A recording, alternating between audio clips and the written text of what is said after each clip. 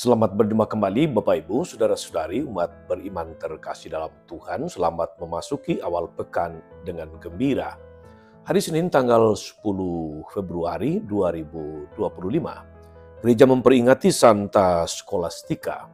Saya mengajak kita sekalian merenungkan kutipan Injil Markus bab 6 ayat 53 sampai 56. Kita mendengarkan sabda Tuhan. Dalam nama Bapa dan Putra dan Roh Kudus. Amin. Pada suatu hari, Yesus dan murid-muridnya mendarat di Genesaret dan berlabuh di situ. Ketika mereka keluar dari perahu, orang-orang segera mengenali Yesus, lalu berlari-lari ke seluruh daerah itu. Mereka mulai membawa orang-orang sakit di atas tikarnya kemanapun mereka dengar Yesus berada. Kemanapun ia pergi, ke desa-desa, ke kota-kota, atau ke kampung-kampung, orang meletakkan orang-orang sakit di pasar dan memohon kepadanya, supaya diperkenankan menyentuh walaupun jubah-jubahnya saja. Semua orang yang menyentuhnya menjadi sembuh. Demikianlah sabda Tuhan. Bapak Ibu Saudara-saudari umat beriman terkasih dalam Tuhan kita Yesus Kristus, mengusung orang-orang sakit dan membawanya kepada Yesus di tengah kerumunan banyak orang tentu saja bukanlah sebuah pekerjaan yang mudah, bukan pekerjaan yang gampang. Para relawan kemungkinan besar banyak berasal dari keluarga atau sahabat terdekat mereka. Rupanya perjuangan mereka membawa orang-orang sakit kepada Yesus didasari oleh sebuah harapan yang besar. Yesus akan menyembuhkan mereka. Yesus akan menjamah mereka. Sehingga dalam situasi yang sungguh ramai dan padat orang itu, mereka sampai pada sebuah sikap iman, asal menyentuh jubah-jubahnya saja, maka mereka akan sembuh. Sebuah iman yang besar dan harapan yang kuat bahwa Yesus mampu menyembuhkan mereka. Yesus akan menyembuhkan mereka pelbagai macam penyakit yang diderita orang-orang dari banyak desa, kampung-kampung, dan kota-kota, disembuhkan oleh Yesus. Rupanya kabar tentang mujizat penyembuhan yang dilakukan oleh Yesus sebelumnya menjadi semacam daya tarik sekaligus daya dorong dari mulut ke mulut, sehingga ada sedemikian banyak orang datang menemui Yesus, membawa banyak orang sakit untuk disembuhkan. Begitu Yesus dan para muridnya mendarat, orang banyak mengusung orang sakit itu langsung menyerbunya. Saudari-saudara umat beriman terkasih dalam Tuhan, bila dibayangkan pada awalnya, atau bisa dibayangkan pada awalnya, tentu situasinya hiruk-pikuk nyaris tidak terkendali. Tidak mudah. Satu persatu orang yang datang itu dijamah di tengah begitu banyak orang datang dan berdesak-desakan. Para pengusung berebut mendekati Yesus agar disentuhnya, yang disertai dengan kata-kata penyembuhan. Sepertinya hal itu sulit sekali satu persatu, bahkan tidak mungkin. Maka kemudian muncul ucapan sikap iman dari orang-orang banyak itu,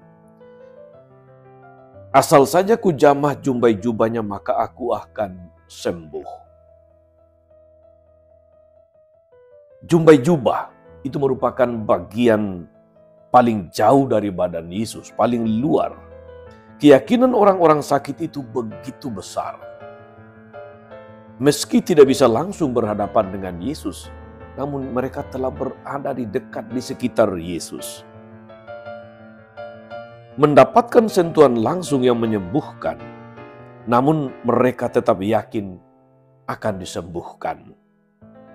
Iman yang begitu kuat Harapan yang begitu besar akan kuat kuasa Yesus ternyata memang menyembuhkan juga. Saudara-saudara, umat beriman terkasih dalam Tuhan, tahun ini, tahun 2025, oleh Gereja Katolik sedunia dirayakan sebagai tahun Yubileum Harapan. Ada banyak macam kegiatan dibuat di masing-masing gereja, di masing-masing keuskupan untuk mengisi tahun harapan ini. Salah satu yang ditawarkan oleh gereja kepada seluruh umat beriman adalah praktek untuk mendapatkan indulgensi. Di banyak gereja dengan macam-macam laku atau ulah rohani yang ditentukan, umat beriman bisa mendapatkan indulgensi.